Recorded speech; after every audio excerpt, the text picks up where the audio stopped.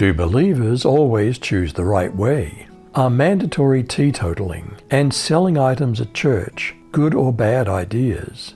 Which traditions built upon Jesus are gold or stubble?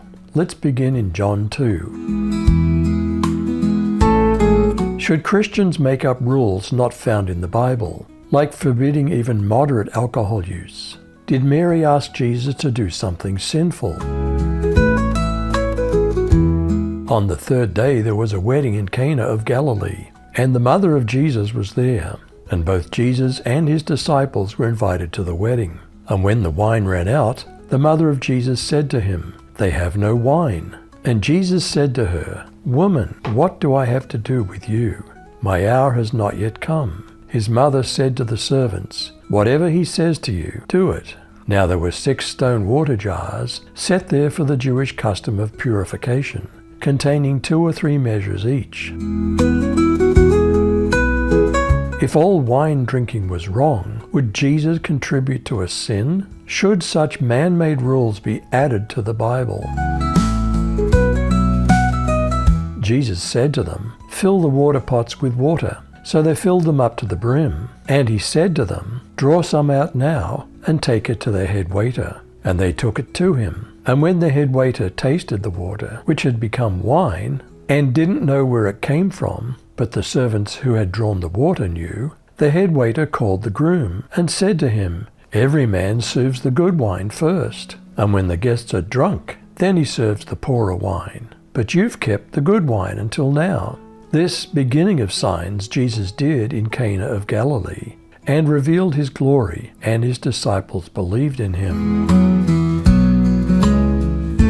Did Jesus strongly rebuke merchants for turning God's house into a market for personal profit?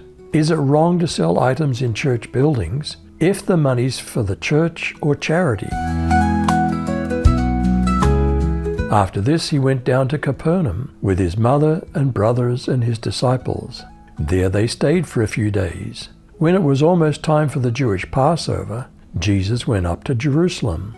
In the temple courts, he found people selling cattle, sheep, and doves, and others sitting at tables exchanging money. So he made a whip out of cords and drove all from the temple courts, both sheep and cattle. He scattered the coins of the money changers and overturned their tables. To those who sold doves he said, "Get these out of here. Stop turning my Father's house into a market." His disciples remembered that it's written, "Zeal for your house will consume me." Did Jewish leaders question Jesus about his authority to do such things? But the Jewish leaders demanded, "What are you doing? If God gave you authority to do this, show us a miraculous sign to prove it."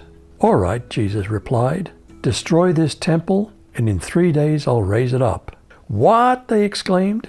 "It's taken 46 years to build this temple, and you can rebuild it in 3 days?" But when Jesus said this temple, he meant his own body. After he was raised from the dead, his disciples remembered he'd said this, and they believed both the scriptures and what Jesus had said. Did Jesus trust people, or did he know beyond mere words the heart in a man? Now when he was in Jerusalem at the Passover, during the feast, many believed in his name, observing his signs which he did. But Jesus didn't entrust himself to them, because he knew everyone, and because he didn't need for anyone to testify concerning man, for he himself knew what was in man. Who is the foundation upon which we are built? Are our traditions sometimes gold and sometimes hay? Must we discern the difference? No one can lay any other foundation besides the one that's already laid, which is Jesus Christ.